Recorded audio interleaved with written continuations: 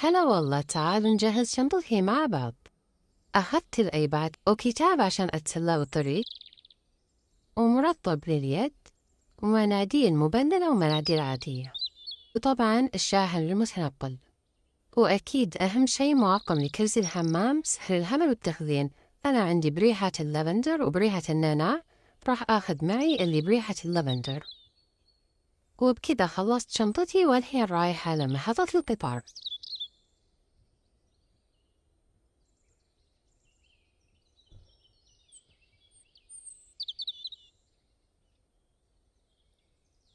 المعقم هذا مرة يفك أزمة. طريقتها إني أرج الحلبة وانتظر 10 ثواني على ما ينشف، يقتل الجراثيم الموجودة على الكرسي ويقلل من مخاطر التهاب المسالك البولية، وله ريحة لطيفة ومنعشة. رحت أتقهوى على ما يجي القطار.